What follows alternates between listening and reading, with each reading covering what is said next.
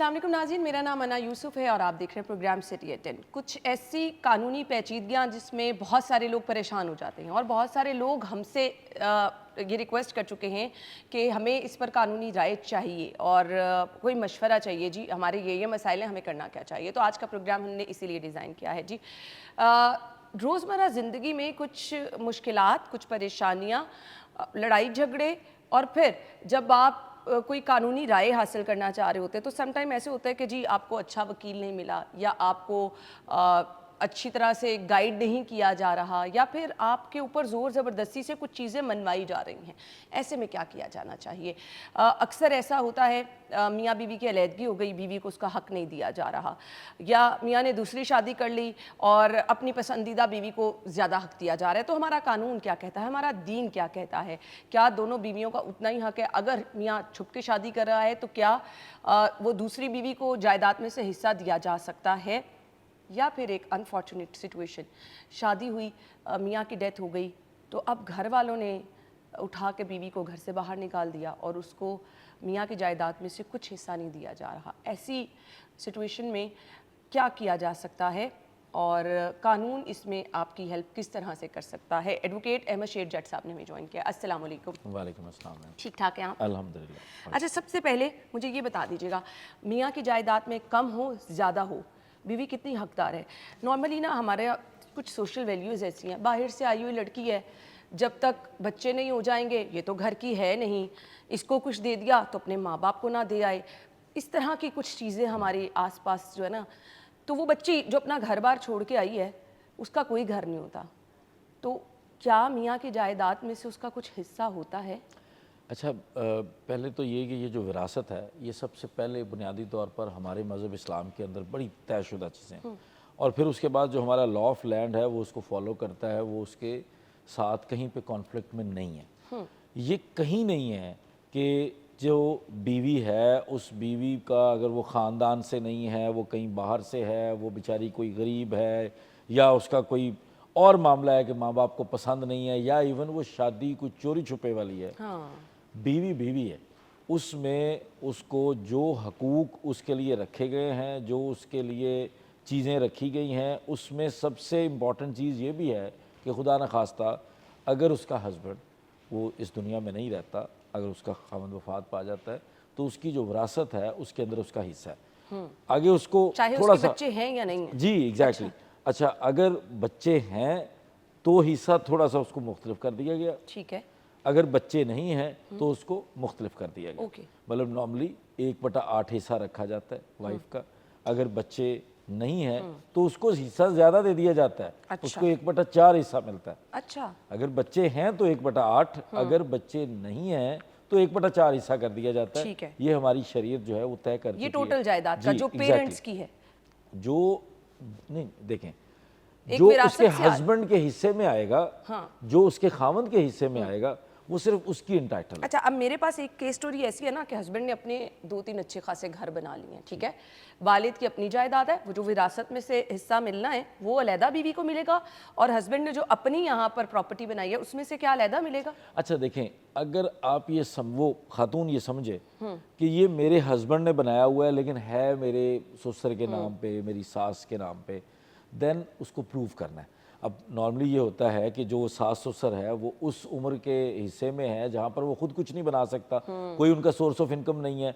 कहीं से वो पैसे नहीं आ रहे, तो उसको प्रूव करना आसान है, कोई मुश्किल काम नहीं है। ये केसेस हमारे पास रूटीन में चलते हैं, मतलब ये सबसे ज़्यादा इस तरह के केसेस होते हैं विरासत के मामले में, जहाँ पर ये क्लेम किया जाता है कि जी मेरे हस्बैंड ने ये सब कुछ बनाया था और अब जो मेरे सास ससुर हैं वो नहीं दे रहे, वो कह रहे हैं कि ये इसकी विरासत तो नहीं बनती, ये तो हमारे नाम पर है। लेकिन फिर वो औरत साबित करती है, वो कैसे साबित करती है? वो दिखाती है अपने हस्बैंड का फाइनेंशियल स्टेटस, उसकी कोई टैक्स रिटर्न्स, अगर वो सैलरीड पर्सन है तो उसकी कोई इनकम स्टेटमेंट जो भी बन रही है, अगर वो बिजनेसमैन है तो उसकी कोई उसके बिजनेस की चीज़ों को शो करती है और अपने उस सास ससुर का भी स्टेटस दिखाती है कि ये तो 15 साल पहले काम करना छोड़ चुके हैं, तो अपने वालदैन के नाम मेरे खामद ने किया एक अच्छा बेटा होने की हैसियत से, तो अब ये चीज़ें मेरी हैं, अब इन चीज़ों में से मेरी, हाँ इन चीज़ों में इनको भी जो हिस्सा बनता है, माँ बाप की जो विरासत बने इनको भी मिल जाए, बाकी लोग बहन भाइयों को भी अगर को बनती हो तो मिले, लेकिन जो मेरा बनता है वो मुझे दिया जाए। ठीक हो गया। तो वो क्लेम कर सकती है और اس طرح کے بے شمار، میں آپ کو بتا رہا ہوں یہ روٹین کے کیسز ہیں، یہ کوئی یہاں پہ ایکسٹرا آرڈنری کیس نہیں ہے، یہاں روٹین میں اس طرح کے کیسز ہوتے ہیں اور وہ ثابت ہوتے ہیں۔ یعنی بیوی کا حصہ 1/4 بیوی کا حصہ 1/4 اگر بچے نہیں ہیں، 1/8 اگر بچے ہیں، ٹھیک یہ طے شدہ ہے، اور یہ اس کو لینے اچھا سے بچوں میں کوئی نہیں بھی روک سکتا۔ آگے تقسیم کی جاتی ہے، بیٹا یا بیٹی ہو وہ ہاں جی، ڈفرینس وہ obviously ان کا بیٹا اور بیٹی کا اس کا حصہ علیحدہ رکھا جاتا ہے۔ باقی کئی جگہوں پر جیسے ایک مسکنسیپشن ہے کہ صرف بیٹیاں تو حصہ ہی نہیں جائے گا، حصہ ہی نہیں جائے گا، جاتا ہے حصہ، بالکل اس کے اوپر کوئی قدغن نہیں ہے۔ اور اس کو اتنا اس کے اوپر زور دیا ہے ہماری عدلیہ، جو اعلیٰ عدلیہ ہے، اس کے فیصلے انہوں نے دے دیے ہیں کہ کیسے اب کسی بیٹی کو محروم کر سکتے ہیں، بیٹی کو تو حصہ پورا ملنا چاہیے، تو بیٹیوں کو بھی اب اسی طرح سے حصہ ملتا ہے جہاں پہ صرف بیٹیاں ہوتی ہیں۔ صحیح جی، چلیں جی، یہ بھی واضح ہو گیا۔ دوسرا، شوہر نے چھپ کے شادی کر رکھی ہے اور بیوی کو تو یہ پتا جی ہم اچھی خاصی خوشگوار زندگی گزار رہے ہیں، جتنی جائیداد ہے میری اور میرے بچوں کی ہے، لیکن ایک ٹائم پہ آ کے آپ پتہ چلتا ہے جی کوئی اور بھی حقدار ہے، تو وہ بھی کیا اتنا ہی حقدار ہوتا ہے چھپ کے شادی کرنے میں؟ اور ہمارا دین تو یہ کہتا ہے نا پرمیشن لے کے، قانون بھی کہتا ہے شادی کر لی جائے، تو اس میں بھی کیا کوئی ایشو ہوتا ہے کہ برابر کے دونوں حقدار ہوتے ہیں؟ اچھا دیکھیں، جب خاوند اور وہ بیوی والا ایک رشتہ ہے نا، اس کے لیے کچھ فارمیلٹیز رکھی گئی ہیں۔ جی، پہلے آپ کو پتہ ہے زبانی نکاح ہوتا تھا، پھر ہمارا قانون بن گیا، اس کو لکھنے میں کر دیا گیا، اس کے بعد پھر اس کی رجسٹریشن کے لیے پروسیجر بنا دیا گیا کہ جی یہ میرج رجسٹرڈ ہے۔ اب جب وہ شادی رجسٹر ہو گئی، خواہ وہ چھپ کے ہے، خواہ وہ بھاگ کے ہے، خواہ وہ کسی زبردستی طریقے سے ہوئی ہے، کسی مجبوری میں ہوئی ہے، اور اس کا وہ ڈاکیومنٹ ایگزسٹ کرتا ہے، ڈاکیومنٹ یہ کہتا ہے کہ یہ شادی ایگزسٹ کرتی ہے، اس ڈاکیومنٹ کے مطابق کوئی طلاق رجسٹر نہیں ہے، تو وہ عورت اتنی ہی حصے دار ہے۔ اچھا، اس کے لیے آپ یہ نہیں کہہ سکتے کہ نہیں پرمیشن چونکہ لے یہ کے گھر نہیں میں شادی، نہیں، وہ ایک علیحدہ کیس ہے، وہ آپ اپنے ہسبینڈ کے خلاف کیس کرنا چاہتی ہے وہ خاتون، وہ کرے، ٹھیک ہے، وہ اس کو رائٹ ہے، رائٹ ہے، وہ کرے اپنا کیس کہ جی میرے ہسبینڈ نے میرے سے پوچھے بغیر شادی کی ہے، تو لیکن وہ جو بیوی ہے نا جس کو بغیر پوچھے شادی کی ہے، اس کا حق نہیں مرنا، ٹھیک ہے، اس کی اتنی ہی حیثیت ہے جتنی وہ گھر کے اندر بیٹھنے والی ہے جو ماں باپ کے ساتھ رہ رہی ہے، اور دوسری جو چھپ کے رہ رہی ہے، اس کا بھی اتنا ہی حصہ، دونوں کا حصہ برابر، بالکل اتنا ہی حصہ ہے۔ وہ کچھ انٹل انلیس کہ آپ ثابت کریں کہ وہ طلاق یافتہ ہے، وہ طلاق ہو چکی ہے مطلب اس کی، اور اس کے لیے بھی ہمارے پاس ایک کیس تھا جس میں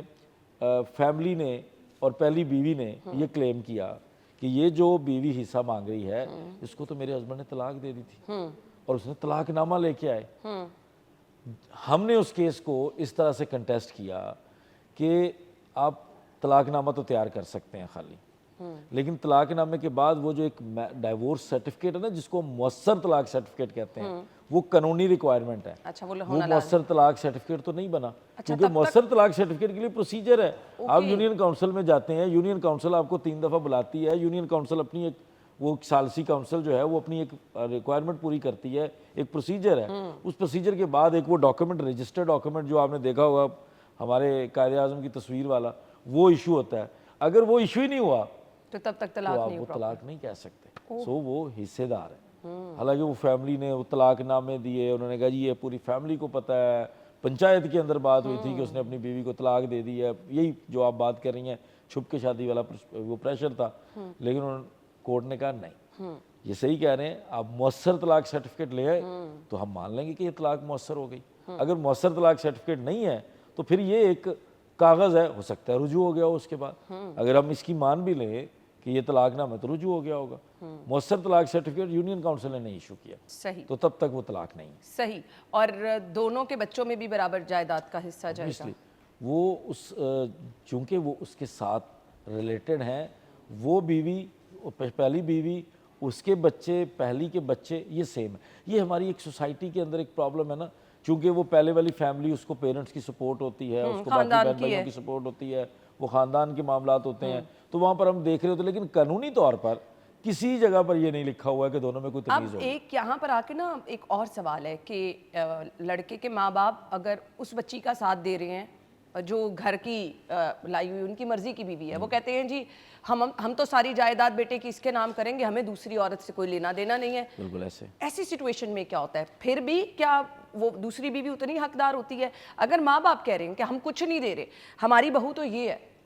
اب دیکھیں، اگر تو ماں باپ کی کوئی اپنی چیز ہے، ماں باپ کا کچھ ایسا ہے جس میں اس خاوند کا جو ان کا بچہ ہے جس کی وہ 2 بیویاں ہیں, اس کا کوئی کردار نہیں ہے, تو وہ ماں باپ کی ثواب دید ہے. وہ کہیں گے جی میں اپنی چیز, میں اپنے کپڑے اس کو دے رہا ہوں, میں اپنا کھانا اس کو دے رہا ہوں, میں اپنے پیسے اس کو دے رہا ہوں, وہ دے سکتا ہے. لیکن اگر وہ چیز کسی بھی صورت اس چیز میں سے جو حصہ اس خامد کا بنتا ہے نا, وہ آپ پورا کا پورا اٹھا کے اس بیوی کو نہیں دے سکتے. ٹھیک ہو گیا. اس کے لیے وہ بھی دعوے دار ہے اور وہ بھی حصے دار ہے پراپر, جو دوسری ہے, چاہے وہ کہیں اور رہ رہی ہے, چاہے وہ کسی بھی دوسرے کے صورت علاوہ میں اگر شادی, تیسری اور چوتھی بھی ہو, اوبویسلی سب کے لیے ایکول ہے. اور یہ جو وہ ہمارے اسلام میں رکھا گیا ہے کہ اگر آپ افورڈ کر سکو تو وہ افورڈیبلٹی میں یہ چیزیں تو شامل ہے نا. کیا دوسری اگر آپ تیسری مینج کر سکو تو اس میں, دوسری اسی لیے تو تیسری اجازت چوتھی دی گئی ہے, اجازت دی گئی. جو ایگزیکٹلی 4 شادیوں کی اجازت اس صورت میں بریک دی لے گئی لیتے ہے ہیں. اگر آپ سب میں انصاف کر سکیں.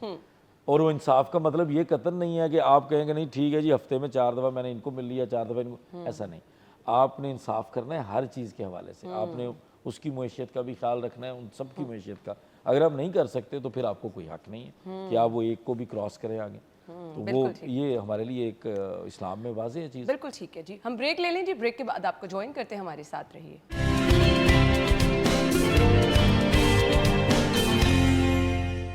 Welcome back once again. Advocate Ahmed Sher Jatt صاحب ہمارے ساتھ موجود ہیں. کیا آپ کچھ یہ سجیسٹ کرنا چاہیں گے کہ جائیداد کی تقسیم, خرچہ, یہ وہ نکاح نامے میں یہ چیزیں درج کرا لینی چاہیے, اور نکاح نامے کی یہ شرائط اگر پوری نہیں ہو رہی تو پھر کیا کیا جا سکتا ہے؟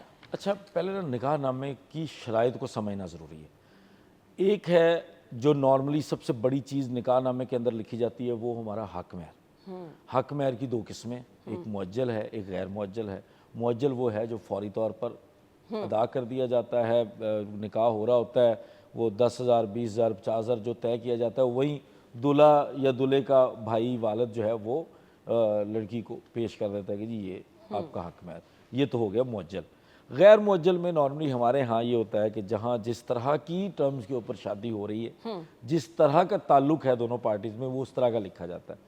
اکثر غیر معجل جو ہے وہ اس میں گھر لکھے جاتے ہیں, اس میں زیور لکھا جاتا ہے, اس میں بڑی ہیوج اماؤنٹ لکھی جاتی ہے. ہمارے پاس یہ بچے جو پسند کی شادی جس کو رن اوے میرج یا کورٹ میرج کہتے ہیں, اس میں بھی آ کے وہ لڑکی جو ہے وہ ڈیمانڈ کرتی ہے کہ اس میں لکھیں 5 چاہے کروڑ لڑکے کے پاس اتنا کچھ نہ ہو. وہ اس وقت وہ ذرا دماغ پہ سوار ہوتا ہے کہ میں نے یہ شادی کرنی ہے, یہ نکلنا چاہے ہاتھ سے, تو وہ لکھ بھی دیتے ہیں. جو فیملی کی شادیاں ہوتی ہیں اس میں لوگ اپنے سٹیٹس کے حساب سے بتانے کے لیے بھی اور ذرا خاندانی طور پر بھرم رکھنے کے لیے بھی لکھتے ہیں بڑا بڑا. اب وہ جو ہے وہ ایک طے شدہ چیز ہے کہ وہ آپ دینے کے پابند ہیں. حق مہر اگر کوئی اپنے گھر لکھ دیا ہے, آپ نے کچھ اور. اچھا, حق مہر کیا وہ جائیداد کے علاوہ ہوگا؟ دیکھیں حق مہر کے اندر وہ جائیداد تو ایک بالکل وراثت ہے, ٹھیک اس کو آپ بھول جائیں. وراثت کا ان چیزوں کے ساتھ کوئی تعلق نہیں. لیٹ سپوز نا آپ نے حق مہر میں گھر لکھ دیا, وہ آپ کو ہر صورت دینا ہی دینا ہے. حق مہر وہ چیز ہے جو اس عورت کو اس کے سٹیٹس کے حساب سے دی جاتی ہے. مہر کیا ہے؟ مہر کو عورت کی شخصیت کے حساب سے طے کرنے کے لیے وہ ایک شادی کے وقت جو ہے وہ ایک چیز طے کی جاتی ہے, وہ ہمارا اسلام کہتا ہے, اس کو مہر کہتے ہیں. اب وہ مہر کی آگے 2 قسمیں رکھی گئیں کہ مہر وہ چیز ہے اور وہ مہر کو حق بنا دیا گیا, اس لیے حق مہر ہے. تو اس میں 2 کنڈیشنز رکھی گئی, ایک فوری طور پہ دینے کے لیے, ایک جب کبھی بھی وہ خاتون طلب کر لے شادی کے بعد, جب مانگنا چاہے وہ کلیم کر سکتی ہے, یا خدا نخواستہ ان میں طلاق ہو جاتی ہے تو وہ حقدار ہے کہ لو بھائی ٹھیک ہے آپ نے مجھے طلاق دے دی, اب میرا حق مہر دے دیں. نہیں دیتا تو وہ کورٹ جائے گی, اس کو ملے گا. اب اس کے اندر گھر ہے, جائیداد ہے, جو کچھ بھی ہے, یہ وراثت کے ساتھ مکس نہیں کرنا. ٹھیک ہو گیا. یہ وہ علیحدہ چیز ہے, یہ علیحدہ چیز ہے. اب اس کے علاوہ ایک کالم ہوتا ہے جس میں نا لکھا جاتا ہے کہ کوئی خرچ کی بنیاد پر کچھ چیزیں کہ آپ نے اس کو مینٹین کرنے کے لیے آپ نے کچھ اور پے کرنا ہے, تو اس میں ماہانہ خرچ لکھا جاتا ہے, جس میں جو یہ خاص طور پر جو پسند کی شادیاں یا تھوڑی ڈیسائیڈ کر کے جو شادیاں ہو رہی ہوتی ہیں اس میں ہمارے سامنے یہ آ رہا ہوتا ہے. اکثر فیملی کیسز کے اندر بھی اس میں لکھا ہوتا ہے کہ جس نے لکھا تھا کہ یہ 1 لاکھ روپے ماہانہ مجھے خرچ دے گا, اس نے مجھے شادی کے بعد کوئی خرچ نہیں دیا. ٹھیک ہو گیا. گھر کے اندر جو چل رہا تھا وہ چل رہا تھا, اس نے مجھے خرچ نہیں دیا, تو وہ خرچ لکھا جائے گا. اب ایک اور چیز ہے, ہمارے پاس یہ بہت کیسز اور اعلیٰ سپریم کورٹ تک جا کے سیٹل ہو چکے ہیں, لکھا جاتا ہے کہ اگر یہ طلاق دے گا تو پھر مجھے یہ 5 کروڑ روپے دے گا, یا یہ 10 مرلے کا گھر دے گا, یا یہ 10 ایکڑ جگہ دے گا اگر یہ طلاق دے گا. طلاق کی صورت میں اس کو مجھے یہ ادا کرنا پڑے گا. اب یہ جو شرط ہے یہ کسی صورت ویلڈ نہیں ہے. اچھا اس کی کوئی حیثیت نہیں ہے. پھر لکھی کیسے دلچسپ جاتی بات ہے؟ یہ ہے کہ ان شرطوں کے اوپر تھانوں میں پرچے بھی درج ہو گئے, اچھا بندوں کے خلاف کیس ہو کے نچلی عدالتوں میں آرڈر بھی ہو گئے, بندے جیل بھی چلے گئے کہ بھائی تم نے طلاق دے دی, تم نے 5 کروڑ نہیں دیا, تم نے 10 مرلے کا گھر نہیں دیا, 10 ایکڑ جگہ نہیں دی, جیل چلے گئے. وہ جب اوپر آئے, پہلے ہائی کورٹس کے اندر یہ سیٹل ہوا, پھر سپریم کورٹ کے اندر سیٹل ہوا کہ طلاق مرد کا ایک شرعی حق ہے, مذہب اس کو یہ حق دیتا ہے, طلاق کا حق اب اس سے مرد سے نہیں لے سکتے. ٹھیک ہے, اس میں شرط بھی کوئی نہیں آئی. اگر آپ اس کو مشروط کریں گے تو وہ طلاق کا حق تو رہا ہی نہیں. ٹھیک ہے, تو کوئی بندہ مرد سے طلاق کا حق نہیں لے سکتا, وہ غیر مشروط طلاق دے سکتا ہے, اس کو مشروط نہیں کیا جا سکتا. ٹھیک ہے, تو یہ سیٹل کر دیا گیا ہمارے لا آف لینڈ نے بھی. ٹھیک ہے, اور دلچسپ بات یہ ہے کہ کچھ چیزیں بعد میں یہ سامنے آئیں کہ یہ جو نکاح نامے کے قوائف چل رہے ہیں یا یہ جو اس کے کالم چل رہے ہیں, چونکہ ہمارے ہاں آپ نے دیکھا ہوگا نکاح نامہ اردو میں ہوتا ہے. جی بالکل. اور ریسنٹلی پارلیمنٹ کے اندر ایک میٹنگ کے اندر بتایا گیا کہ جو ہمارا قانون ہے اس کے اندر کہیں پر اردو والا نکاح نامہ بنا ہی نہیں ہوا. سو یہ ہوا کیا کہ قانون بنا, قانون کے اسکیجول کے اندر نا ایک فارم رکھا جاتا ہے, جب بھی کوئی جیسے ہم نے گاڑی رجسٹر کروانی ہے نا تو اس کا جو ایک فارم ہوتا ہے جی, وہ اس ایکسائز اینڈ ٹیکسیشن کے اس قانون کے اسکیجول میں رکھا جاتا ہے.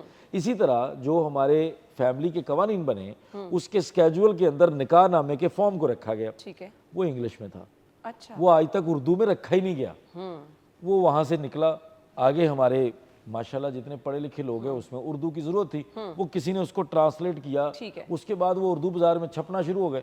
ظاہر ہے یہ پرتیں تو چھپتی ہیں نا, اردو بازار میں بکتی ہاں ہیں جی بالکل, یا کسی اور بازار میں بکتی ہیں, تو وہ چلتی آ رہی ہیں. سو پارلیمنٹ کے اندر اردو کا کوئی کی ایسا جو لا منسٹری ہے اس نے آ کر یہ بتایا کہ جی یہ جو اردو کا نکاح نامہ ہے نا یہ ہمارے پاس قانون کے اندر کہیں نہیں ہے, یہ خود ہی بنا ہوا ہے. تو ابھی اس میں بے شمار اور بھی غلطیاں ہو سکتی ہیں. وہ ابھی تک اس کو جب کوئی سپریم کورٹ تک یا کوئی ہماری آج کل ایک آئینی عدالت ہے تو وہاں تک جا کے پتہ چلے گا کہ کیا ہوگا. دو صورتحال ہیں, طلاق یافتہ خاتون, شوہر نے طلاق دے دی, بیوی کا جائیداد میں اب کوئی حق نہیں ہے شوہر کی, بالکل حق نہیں ہے, بالکل نہیں. اس کا مطلب یہ کوئی خاتون جا سکتی ہے عدالت؟ دیکھیں ایک عورت ہے, اس کو طلاق دے دی مرد نے, ہاں, اور اگر وہ طلاق مؤثر ہونے سے پہلے خاوند فوت ہو گیا. دیکھیں وراثت جو ہے نا, وراثت زندگی میں نا ہر کسی کو حق دیا گیا ہے کہ آپ اپنی کوئی چیز کسی کو دیں یا نہ دیں. وراثت کی جب ہم بات کرتے ہیں تو وراثت ہمیشہ, اس کو کہتے ہیں وراثت اوپن ہو گئی, وراثت کھل گئی. وراثت کب کھلتی ہے؟ جب وہ بندہ ڈیسیزڈ ہو گیا, جی, جب وہ بندہ مرحوم ہو گیا, وہ ختم ہو گیا. اگر تو وہ طلاق مؤثر ہو گئی پہلے بندے کے مرنے سے پہلے اور بعد میں بندہ مرا ہے, پھر ختم, پھر ختم, پھر بیوی کا کوئی حق نہیں ہے کیونکہ وہ اس کی بیوی نہیں, وراثت میں نہیں ہے, وراثت میں نہیں ہے. ٹھیک ہے, کیونکہ وہ اس کی بیوی نہیں رہی. اگر خلا لے لیا خاتون نے اور خلا لی اور اس کے بعد وہ یہ کہہ رہی ہے کہ جی مجھے میاں کی جائیداد ملنی چاہیے, تب بھی اس کا کوئی حق نہیں ہے؟ دیکھیں یہ جو وراثت ہے نا, وراثت کا بڑا کلیئر کانسیپٹ ہے کہ جب آپ اس رشتے سے جب وہ جو بندہ جس کی وراثت کھلنی ہے وہ ڈیسیز ہوگا, اس وقت آپ کا اس کے ساتھ کیا رشتہ ہے. ٹھیک ہے, یہ اکثر کیسز ہوتے ہیں. ہوتا کیا ہے, عورت مرد کا ایک تعلق تھا, شادی کی ہوئی تھی, چھپ کے کی ہوئی تھی, کئی جگہ وہ کہتی ہے میں زبانی نکاح تھا, شرعی نکاح تھا, وہ بھی نکاح تو ہے. اچھا وہ شرعی نکاح تھا تو بندہ فوت ہو گیا, وہ آگے کلیم کر دیتی ہے.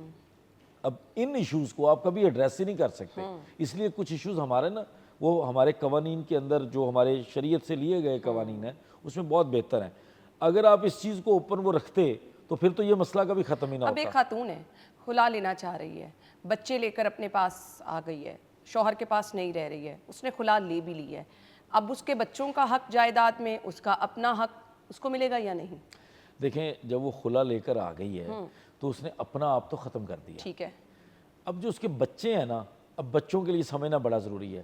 دیکھیں عورت اور مرد کا وہ والا رشتہ نہیں ہوتا, یہ تو ایک ڈاکومنٹڈ رشتہ ہوتا ہے نا.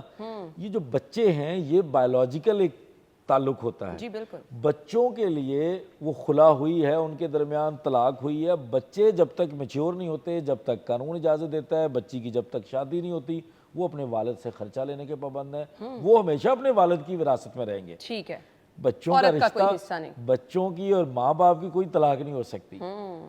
صحیح. مرد اور عورت کی طلاق ہو سکتی ہے, خاوند اور بیوی کی طلاق ہو سکتی ہے, بچوں کو کوئی طلاق نہیں دے سکتا. ٹھیک ہو گیا. کوئی کہہ دے کہ میں نے ان کو بچوں کو تو میرے سے ہٹ گئے جی. نہیں, اگر مرد یہ دعویٰ کرے کہ یہ تو اپنی ماں کے پاس رہتے ہیں, میں تو نہ ان سے کبھی ملا جلا ہوں, میں تو نہیں ان کو جائیداد کا کوئی حصہ دے رہا, بچے تب بھی حقدار ہیں. اچھا دیکھیں, وہ یہ زندگی کی بات ہم کر رہے ہیں. جب ہم بات کرتے ہیں زندگی کی, یہ بہت سارے لوگ کلیم کرتے ہیں کہ میرا باپ مجھے اپنا حصہ نہیں دے رہا. قانون بڑا واضح ہے. قانون کہتا ہے جب وہ زندہ ہے نا, اس کی مرضی ہے, وہ آپ کو دے یا نہ دے. اچھا, اپنی اولاد کو بھی؟ خرچ کی حد تک آپ کہہ سکتے ہیں. ٹھیک ہے. آپ اگر کہیں نا کہ جی مجھے یہ آپ کے پاس 500 ایکڑ جگہ ہے, آپ اس میں سے مجھے میرا حصہ دیں, یہ نہیں مانگ سکتے. زندگی میں اپنی اولاد کو بھی؟ اپنی اولاد نہیں مانگ سکتی اپنے والدین سے. اچھا. والدین کو مرضی دی گئی ہے, والدین کو حق دیا گیا. ہاں, خدا نہ خواستہ والدین زندگی ان کی ختم ہو گئی, وہ رخصت ہو گئے, تو ان کا پورا حصہ ہے جو ان کا بنتا ہے وہ لیں گے. پھر اولاد. دوسری طرف خرچ وہ اپنا مانگ سکتے ہیں. بچوں کے لیے, لڑکوں کے لیے رکھا گیا کہ وہ 18 سال کی عمر تک اپنا خرچ مانگیں, اور جو بچیاں ہیں وہ جب تک شادی شدہ نہیں ہو جاتی تب تک وہ اپنے والد سے خرچ مانگ سکتی ہیں, اور والد پابند ہے ٹھیک ہے کہ وہ ان کو خرچ دے, ان کا خرچ. سارا کچھ ٹھیک دے. ہے. اب ایک خاتون اپنے ماں باپ کی طرف سے اچھی خاصی جائیداد لے کر آئی ہے, اور وہ جائیداد اس خاتون کی ہے. اگر اب اس کا شوہر تنگ کر رہا ہے کہ اس جائیداد میں مجھے بھی برابر کا حقدار ٹھہراؤ, وہ اس کا حق ہے؟ اگین وراثت کی حد تک وہ اپنی بیوی کی وراثت لے سکتا ہے. جب خدا نہ جو اس کی بیوی کے نام پر ہوگا, وہ وراثت کے بعد جب اس کی بیوی دنیا میں نہیں رہے گی اور وہ دنیا میں ہے, تو وہ وراثت میں حصے دار بنے گا. لیکن وہ زندگی کے اندر جو چیز اس کے نام پر, اس کی بیوی کے نام پر نہیں ہے, وہ اس کے لیے اس کو پش نہیں کر سکتا. ٹھیک ہے. اب اس چونکہ میں یہ اس کا ہماری کوئی حصہ سوسائٹی, نہیں ہے, وہ اس کی بیوی کی ہے جو چیز ہے. جب اس کی بیوی کی وراثت بنے گی تو یہ اس کو مل سکتا ہے. جب اس کی بیوی کے نام پر ایک چیز تھی, چلیں بیوی فوت اب ہو یہ گئی, بھی بتا دیں. ہاں, اب بیوی کے نام اچھی خاصی جائیداد ہے, وہ اس نے خود بنائی, وہ اپنے ماں باپ سے لے کر آئی, بیوی کی ڈیتھ ہو گئی. اب اس میں کیا شوہر اور بچے اور بیوی کے ماں باپ, کیا تینوں سیگمنٹ انوالو ہوتے ہیں؟ اس میں ماں باپ کا کوئی تعلق نہیں ہوتا. اچھا. اس میں شوہر اور اس کے بچے, چاہے وہ اس کے ماں باپ نے ساری جائیداد دی ہے. بھلے دیے, اچھا. بھلے دیے, لیکن جب انہوں نے دے دی اور وہ اب اگلے خاندان میں چلی گئی, وہ خاتون جو ہے وہ اب اگلے خاندان کا حصہ ہے, تو وہ اب اس کا خاوند اور اس کے بچے اس کے حقدار مانے جاتے ہیں. ٹھیک ہے. اس میں یہ ایسا کئی, یہ بھی ہمارے پاس کیسز ہم نے ایک دیکھا تھا, اس میں یہ تھا کہ ماں باپ نے کہا کہ تو ہم نے تو اپنی بچی کو سب کچھ اس لیے دیا تھا کہ اس کے نام پر رکھنے کے لیے, ایک سٹیٹس کے لیے یہ وہ, اور وہ جو خاوند ہے وہ شاید اس ڈر کے رہے چیزوں کو مانے سمجھے, تو اب جو ہے وہ بیٹی جو ہے وہ اس کی لاپرواہی کی وجہ سے, اور ان لوگوں نے تنگ کر کر کے بیٹی مار دی ہے, تو ہمیں تو وہ چیزیں واپس چاہیے. اب یہ ایک ڈفرینٹ سینیریو ہے. اگر وہ ثابت کر سکتے ہیں کہ وہ کہیں بچی کے ساتھ, وہ ان کی بیٹی کے ساتھ کچھ زیادتی ہوئی ہے, ناانصافی ہوئی ہے. ہاں, ہماری سوسائٹی میں ایسے واقعات بھی ہوتے ہیں, لڑکی کے نام اچھی خاصی جائیداد ہے, اس کو آپ مار دو اور جائیداد ہتھیانے کے لیے یہ کر لو. یہ ریالٹیز ہے. مسائل تو ہمارے سارے یہی ہیں نا. یہاں پہ مرلے کے اوپر لڑائی ہے, بھائی بھائی کا دشمن بنا ہوا ہے, تو بیوی کو تو وہ پھر آسان ہے. بالکل وہ اس طرح کے بے شمار واقعات ہوتے ہیں جس میں ماں باپ کو پریشرائز کر کے چیز دی جاتی ہے, اور اس کے بعد جو ہے وہ عورت کو صاف کر دیا جاتا ہے. سم ٹائمز عورتوں کی طرف سے ایسے کیسز ہوئے ہیں کہ وہ خاوند کے ساری چیزوں کو لینے کے لیے خاوند کو صاف کیا کسی کے ساتھ مل کے. تو اس طرح کے بے شمار ہمارے پاس واقعات ہم روزانہ دیکھتے ہیں عدالتوں میں. صحیح. خلا یا پھر طلاق کے بعد عورت خرچے کا دعویٰ کر سکتی ہے کہ بچے میرے پاس ہیں, اور یہ بچوں کے خرچ کا دعویٰ تو کرے ہی عورت. عورت کا کوئی حق نہیں ہے, عورت کا ذاتی عدت تک, وہ اپنے خرچ کو عدت تک مانگ سکتی ہے. وہ ایک ہمارے اسلام نے رکھا ہے کہ عدت تک وہ حقدار ہے کہ بندہ اس کو مینٹین کرے. عدت کے بعد عورت کا تعلق ختم. ٹھیک ہے. اس کا کوئی تعلق نہیں ہے. پاسٹ کو ٹرانزیکشن وہ مانگ سکتی ہے کہ مجھے فلاں ٹائم میں نہیں دیا, فلاں ٹائم میں. بچوں کا خرچ, بیٹے کا خرچ 18 سال تک رکھا جاتا ہے. ٹھیک ہے. بیٹی کا خرچ بھی 18 کے لیے کہا جاتا ہے, لیکن بیٹی کو پھر شادی تک کی اجازت ہے کہ اگر بیٹی کی شادی نہیں ہوئی تو بیٹی کو شادی تک والد دینے کا پابند ہے. اور اس کے اندر پھر ایک رکھا گیا کہ سالانہ 10%, کئی جگہوں پہ 20% بھی فیصلہ کیا جاتا ہے کہ اس میں انکریز رکھا جائے. تو یہ, اور یہ طے کیا جاتا ہے ہسبینڈ کے سٹیٹس کے حساب سے, اس کی جتنی کیپیسٹی ہے اس کے حساب سے, اور بچوں کی جتنی ریکوائرمنٹ ہے, بچے جتنا ڈیزرو کرتے ہیں بچوں کے کام, بچہ ایک اسکول جا رہا ہے, جس طرح کے اسکول میں جا رہا ہے, جس طرح کی اس کی فیس ہوگی, جس طرح کے اخراجات ہوں گے, اس کے حساب سے اس کو مینیج کیا جاتا ہے. صحیح ہو گیا جی. اب اس پہ میرے خیال سے ان تمام معاملات میں کچھ پیچیدہ معاملات ہیں نا, اور آپ کو اچھا وکیل بھی مل جانا میرے خیال سے ایک بہت بڑی بلیسنگ ہوتی ہے. بہت ہیں, بے شمار لوگ ہیں, اور میں سمجھتا ہوں کہ اب آہستہ آہستہ چونکہ ڈیجیٹل دور ہو رہا ہے, اب یہ چیزیں ڈھونڈنا آسان ہو گیا. اب آپ کو تھوڑا آسانی سے پتہ چل جاتا ہے, آپ کو اچھی ویب سائٹ کو فالو کر سکتے ہیں, کچھ پلیٹ فارمز نئے بن گئے ہیں, وہ لوگوں کو فیسیلیٹیٹ کر رہے ہیں, اور ہر بندہ آن لائن اویلیبل ہے, ہر بندہ اس کی ایک سوشل میڈیا کی پریزنس ہے, سو وہ اب آسان ہے. لیکن اگین اس کے اوپر میں آپ کو بلکہ ایک ریکویسٹ کروں گا کہ اس کے اوپر آپ ایک سیگمنٹ رکھیں کہ چوز کیسے کرنا ہے پھر اصلی اور نقلی کی پہچان. اصلی اور نقلی نہیں میں اس کہوں کی گا, نا یہ ویسے آپ یہ میمز میرے بن خلاف جانی ہے. بن جائے گا. میں وہی کہہ رہی ہوں, اس کی میمز بن جانی اس ہے. میں یہ کہ ظاہر ہے نہیں, نکالوں سے ہر ہوشیار, پروفیشن یہ کے دیکھیں اندر یہ بڑا سینسیٹیو معاملہ ہے.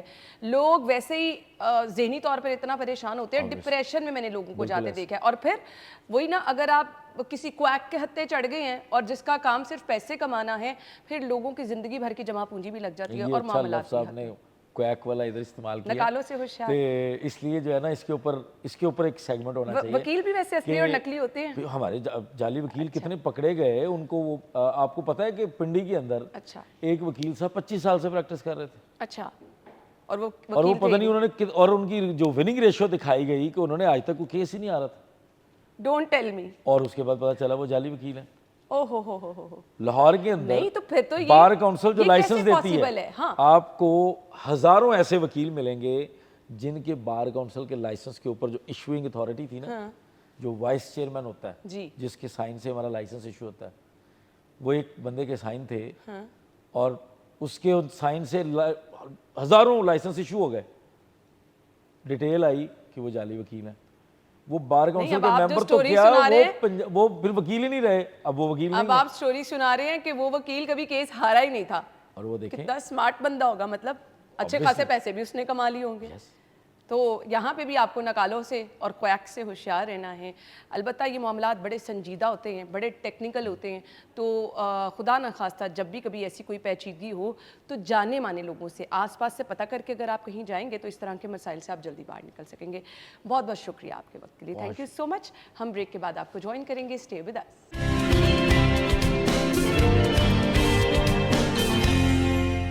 پروگرام میں آپ کو ایک بار پھر سے خوش آمدید کہیں گے. ناظرین, عید قربان کی آمد ہے, اور یہ تہوار ہمیں جہاں قربانی کے ساتھ ساتھ ایثار کا سبق دیتا ہے, برداشت کا سبق دیتا ہے, وہاں پر ہمیں دوسروں کا خیال رکھنا ایک بہت اہم پہلو ہے جس کو ہم کسی بھی صورت نظر انداز نہیں کر سکتے.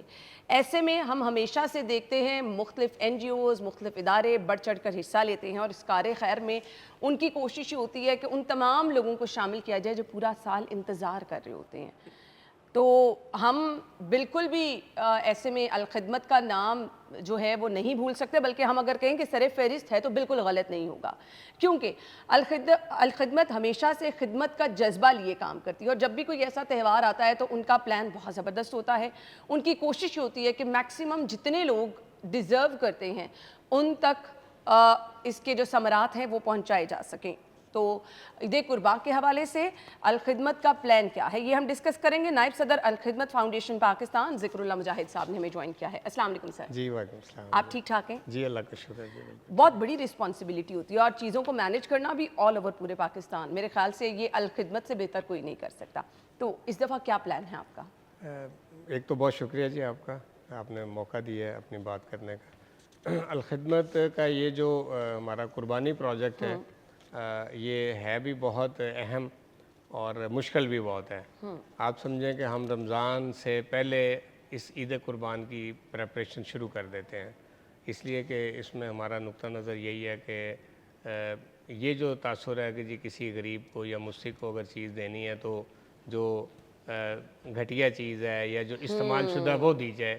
ہم نے اس کانسیپٹ کو بالکل چینج کیا ہے, اور ہم یہ سمجھتے ہیں کہ اگر کسی مستحق کو, غریب کو, کسی بیوہ خاتون کے گھر میں اگر قربانی کا گوشت جانا ہے تو وہ انتہائی معیاری اور ہائیجینیکلی بالکل ٹھیک ٹھاک ہونا چاہیے. یہ وہ عزم ہے کہ جس کے ساتھ ہم قربانی کی تیاری کرتے ہیں, اور ہم الحمدللہ اپنی اس کا سیٹ اپ یہ ہے کہ پورے ملک سے ہم نے مختلف ریجنز میں جانوروں کی خریداری رمضان سے قبل شروع کر دیتے ہیں. سلاٹر ہاؤس ہم بک کرتے ہیں, کیٹل فارم اپنا ڈیولپ کرتے ہیں, اور اس میں پھر ہمارا یہ ہوتا ہے کہ جانور سکین کر کے لائے جائیں, ان کی ویکسینیشن کی جائے, اور وہاں پہ جو ڈاکٹر اور اس کے ویٹنری سائنسز کے پیرامیڈیکل ہیں وہ وہاں پہ اویلیبل ہوں, جانوروں کی ڈی وارمنگ کی جائے اگر کوئی پیٹ میں کیڑے ہیں تو. یعنی یہ پورا کام الحمدللہ ہم کر چکے ہیں اس وقت, اور ہمارے جانور اس وقت ہمارے کیٹل فارم میں موجود ہیں, اور وہاں پہ وہ بالکل ایک جو ٹرینڈ سٹاف اور ڈاکٹرز ہیں ان کی زیر نگرانی ہم ان کا کر رہے ہیں. We really appreciate کہ یہ والا کام دوسرا جو ہے, دوسرا یہ کہ پھر قربانی کا جو ایک ہے مینول طریقہ جس میں کسائی زمین پہ ذبح کرتے ہیں, تو ظاہر ہے پورے ملک میں تو سلاٹر ہاؤس اویلیبل نہیں ہے, لیکن کراچی میں, لاہور میں اور پنڈی کے اندر سلاٹر ہاؤس اویلیبل ہیں جہاں سے گوشت ایکسپورٹ ہوتا ہے. ٹھیک ہے, تو ہم وہ بک کر لیتے ہیں, اور ان پھر سلاٹر ہاؤس کے اندر ہم ان کاؤز کو لا کے تو ان کو وہاں پہ پورا جو پروٹوکول ہے ہائیجینک اس میں ذبح کرتے ہیں. اس میں بلڈ ان کا ٹھیک نکلتا ہے, پھر وہاں پہ چلنگ ہو جاتی ہے, پھر وہ گوشت وہاں پہ فریز ہو جاتا ہے پیکٹ کے بعد, اور پھر اس میں چیلر وین کے اندر ہم اس کو غریب آبادیوں تک پہنچاتے ہیں. تو یہ ایک اتنے خوبصورتی اور آپ سمجھیں کہ احسن انداز سے یہ کام ہم کرنے کی کوشش کرتے ہیں. ذکر اللہ مجاہد صاحب, میں اس کو اپریشیٹ بھی کر رہی ہوں اور میں حیران بھی ہو رہی ہوں کہ آپ ایک آل اوور دا ورلڈ یہ کام کر رہے ہیں, اور پورے ملک میں آپ لوگوں کے رضاکار بھی موجود ہیں. یہ مینیج کرنا بڑا مشکل ہے. ہم تو گھر میں صرف قربانی ہوئی ہو, 4-5 جانور کی ہوں, تو چیزیں مینیج کرنا اتنا مشکل ہو جاتا ہے. تو کیسے مینیج کرتے ہیں, کیا ڈیوٹیز لگائی جاتی ہیں سب کی؟ ہمارے پاس ایک تو یہ کہ پوری ٹیم الحمدللہ موجود ہے, ٹرینڈ لوگ ہیں. اس وقت الخدمت کے کوئی 1 لاکھ کے قریب والنٹیئر ہیں جو رجسٹرڈ ہیں, ان رجسٹرڈ علیحدہ ہیں. ہمارے پاس پہلے سے جو کالونیز ہیں کہ کہاں کہاں پہ مستحق لوگ رہ رہے ہیں, اس کی پوری پریپریشن ہمارے پاس ہے. ہم لوگوں کو انلسٹ کر لیتے ہیں کہ کن گھروں میں جا کے پہنچایا جاتا ہے, گھروں میں پہنچاتے ہیں. پھر آپ کو یہ پتہ ہونا چاہیے کہ الخدمت 50,000 یتیم بچوں کی کفالت کر رہی ہے, جن کو ہم پورا سپانسر کرتے ہیں ان کی پڑھائی کے اندر. آغوش ہوم ہمارے موجود ہیں. تو آپ سمجھیں کہ ان 50,000 میں آپ سمجھیں کہ 30 سے 40,000 فیملیز ہیں, بیوہ خواتین ہیں کہ جو آئیڈینٹیفائی ہم نے کی ہوئی ہیں پہلے سے. تو ان بیوہ خواتین کے گھروں میں ہم یہ گوشت پہنچاتے ہیں, وہ تو آلریڈی ہمارے ساتھ رابطے میں. اسی طرح سے پاکستان کے وہ خاص طور پہ علاقے کے جہاں دیہڑی دار مزدور اور مستحق لوگ رہتے ہیں کہ جو بیچارے 1,000-1,200 ڈیلی کمانے والے ہیں, تو ان آبادیوں کے اندر پھر ہماری یہ جو الخدمت کی ٹیمز ہیں, والنٹیئرز ہیں, یہ گوشت لے کے تو ان کے گھروں کے اندر اس کو پہنچاتے ہیں. وہ جو لائن لگا کے بانٹنے والا کام ہے وہ ہم نہیں کرتے. اس میں پھر یہ بھی ہوتا ہے کہ آپ اس کا اندازہ نہیں کر سکتے کہ کون حقدار ہے کون نہیں ہے, لیکن اگر آپ پہلے سے اس چیز کی ورکنگ کریں تو اس کے نتیجے میں پھر آپ واقعتاً اس حقدار تک وہ گوشت پہنچا دیتے ہیں کہ جو پورا سال بھی بعض دفعہ گوشت کھانے کے قابل نہیں ہوتے. آپ دیکھیں 39% اس وقت پاکستان کے اندر وہ پاپولیشن ہے جو بلو پاورٹی لائن ہے, 39% لوگ ہیں. تو یہ بہت بڑی تعداد ہے, اور اس میں بہت سارے ایسے خاندان بھی ہیں, واللہ یہ کوئی ایسی میں بات نہیں کر رہا, کئی ایسے لوگ ہیں کہ جو پورا سال گوشت کھانے کے قابل نہیں ہیں. بالکل آپ نے آپ دیکھیں نا کہ اگر کوئی 3,500 روپے کلو گوشت ہے اس وقت بکرے کا, اور کوئی 1,500 سے اوپر جو ہے نا کاؤ کا گوشت ہے, تو وہ بندہ کہ جو 1,000-1,200 کی مزدوری کرنے والا ہے, وہ تو اپنے بچوں کو 1 کلو گوشت بھی اگر کھلائے گا تو 4 دن کی دیہڑی ہے جو اس کی اس کام پہ لگنی ہے. تو اس لیے بہرحال یہ وہ طبقات ہیں کہ جن کا ہمیں خیال رکھنا چاہیے, جن کی ہمیں مدد کرنی چاہیے. مستحق ہیں, بیوہ خواتین ہیں, یتیم بچے ہیں, غریب فیملیز ہیں. بے شک, اور اس تہوار کا, قربانی کے اس ایونٹ کا اصل مقصد اور اس کی روپی یہی ہے. اچھا, قربانی کا لفظ بذات خود اس بات کی غمازی کرتا ہے کہ آپ نے سیکریفائی کرنا ہے. کن کے لیے؟ وہ کہ جو محروم ہے. اپنے آپ کو پیچھے رکھ کے دوسروں کے بارے میں سوچنا ہے جو کہ ڈیزرونگ ہے. اب کیونکہ یہ بہت بڑے لیول پر ہوتی ہے تو بہت سارے سوالات جڑ جاتے ہیں. ہائیجین کا خیال رکھا جا رہا ہے, گرمی کا موسم ہوتا ہے, جو گوشت پہنچایا جا رہا ہے وہ تو خراب نہ, اکثر گھروں میں بھی خراب ہو جاتا ہے. وہ پہنچاتے آپ گاڑیوں میں, ہمارے ساتھ اکثر یہ ہوا دیکھ کے ارے خراب ہو گیا. سو اس چیز کو کیسے انشور کیا جاتا ہے؟ ایک تو ہائیجین کا خیال رکھا جائے, اور ایک گوشت جو آپ نے پہنچانا ہے وہ ایٹ لیسٹ خراب نہ ہو. ہائیجین کا تو میں نے بتایا تھا کہ ہم نے جانور پہلے سے پرچیز کرتے ہیں, ان کی ویکسینیشن کرتے ہیں, ڈی وارمنگ کرتے ہیں, اور جو ڈاکٹرز ہیں وہ اس کو دیکھتے ہیں. یہ تو ہائیجین ہے. پھر ہم سلاٹر ہاؤس میں اس لیے کرتے ہیں کہ سلاٹر ہاؤس کا سب سے بڑا ایڈوانٹیج یہ ہے کہ گرمی میں جب گوشت ہم بنا کے اس کی کٹنگ کر لیتے ہیں تو 2-3 کلو کے پیک ہم بنا دیتے ہیں. پھر سلاٹر ہاؤس میں یہ فیسلٹی ہوتی ہے کہ وہاں پہ فروزن یونٹ ہیں جس پہ -40-50 پہ وہ گوشت جو ہے وہ بالکل برف بن جاتا ہے. تو اس کو ہم بالکل فریز کرتے ہیں, 24 گھنٹے میں وہ فریز ہو جاتا ہے.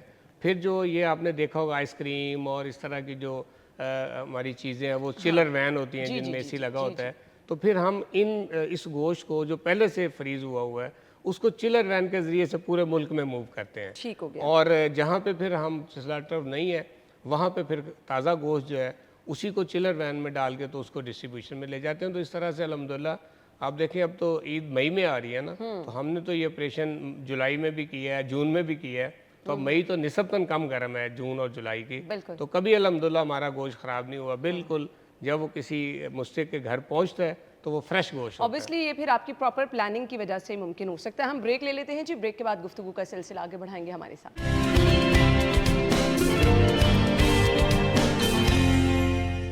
Welcome back once again. ہم گفتگو کا سلسلہ آگے بڑھائیں گے. الخدمت عید قربان کے موقع پر پلان ان کا کیا ہے اور اس کو ایگزیکیوٹ کیسے کرنا ہے, مستحق لوگوں تک پہنچنا کیسے. میں سن کے حیران ہوں کیونکہ اتنا زبردست پلان, اور فنگر ٹپس پہ جیسے کہتے ہیں نا کہ کہاں کہاں پر کن کن لوگوں کے گھروں میں عزت نفس کا خیال رکھتے ہوئے اور بڑے اچھے طریقے سے گوشت قربانی کا پہنچایا جاتا ہے. غذا میں جاری صورتحال کے حوالے سے میں ضرور آپ سے بات کرنا چاہوں گی, کیا پلان اس حوالے سے ہے؟ غزہ میں تو ہم پچھلے 2 سال سے آلریڈی یہ کام کر رہے ہیں اور انشاءاللہ اس سال بھی ہم اس کو کر رہے ہیں, بلکہ ہر سال اس کو ہم زیادہ اور بہتر پلان کر لیتے ہیں. غزہ تو اس وقت انسانی المیہ بہت بڑا. آپ دیکھیں کہ غزہ میں کوئی گھر سلامت نہیں ہے, ملبے کا ڈھیر ہے, ٹینٹوں کے اندر وہ لوگ رہ رہے ہیں, پینے کا پانی ان کے پاس نہیں ہے. مشکل ہو جاتا ہے کوئی ایسے میں وہاں اگر پہ آپ کوئی ہم نے پچھلی دفعہ غزہ میں کوشش کی تو پورا زور لگا کے وہاں سے کچھ 30 سے 40 جانور ہمیں اندر غزہ میں اویلیبل ہوئے ہیں قربانی کے لیے. ذرا جہاں انسانوں کے لیے رہنے کی جگہ نہ بچی ہو وہاں پہ جانور بیچارے کیسے رہیں گے, اور ان کے چارے کا اور ان کا بندوبست کون کرے گا. تو غزہ میں تو ہم خاص یہ بھی آپ کی ٹیم کی ایفرٹ تھی. جی الحمدللہ ہم نے یہ الخدمت ہی یہ اتنا بڑا آپریشن غزہ میں کر رہی ہے. ہم کم و بیش کوئی 3000 جانور ہم نے غزہ کے لیے قربان کیے, اور اس سال بھی ہمارا پلان یہ ہے کہ ہم غزہ کے اندر بھی جو اویلیبل ہوں گے جانور وہ غزہ کے اندر اس کو قربان کریں گے انشاءاللہ. پھر کو غزہ کے تقریباً کوئی 1.5 لاکھ کے قریب وہ فیملیز ہیں جو غزہ سے نکل کے تو سرحد پار کر کے کائرو میں آ گئی ہیں, تو وہ وہاں پہ رہ رہی ہیں, اور ان کے لیے انشاءاللہ تعالیٰ ادھر ہم کائرو میں قربانی کا بندوبست کریں گے. اور تیسرا پھر یہ ہے کہ ہم کائرو کے اندر ہم نے اسی طرح سے سلاٹر ہاؤس بک کیا ہے اور کیٹل فارم بک کیا ہے. وہاں پہ جانور ہم نے کانٹریکٹ کر لیا ہے, جانور پرچیز ہو چکے ہیں. تو انشاءاللہ تعالیٰ وہاں پہ پچھلے سال تو ہم نے یہ کیا تھا کہ ان کو سلاٹرنگ کر کے تو ریڈی ٹو ایٹ میٹ میں انہیں تبدیل کیا, 3 پیک بنائے اور پھر وہ غزہ کے اندر بھیجے. اس دفعہ ہم ڈوول کر رہے ہیں. ہم اس میں کچھ 100 گائے ایسی ہوں گی کہ جو ایک فوڈ سپلائی کی کمپنی ہے جو غزہ میں فوڈ سپلائی کر رہی ہے, کانٹریکٹ ہوا ہے اس کا, ہم نے اس سے کانٹریکٹ کیا ہے. تو انشاءاللہ ہم گوشت بنائیں گے اور اس کو چل کر کے تو چلر وین کے ذریعے سے جیسے ہم پاکستان میں ڈسٹریبیوٹ کرتے ہیں ود ان اے ویک بالکل فریش میٹ جو ہے وہ انشاءاللہ غزہ کے اندر. وہاں کی ورکنگ کیسے کی جاتی ہے, مستحق لوگوں کو کس طرح سے دیکھا جاتا ہے؟ اچھا غزہ میں تو سارے مستحق ہیں نا, وہاں تو اب کچھ کوئی یہ تو تفریق ہی نہیں ہے کہ یہ امیر اور یہ غریب ہے. گھر تباہ ہو گئے ہیں, ٹینٹوں میں بیچارے بیٹھے ہوئے ہیں.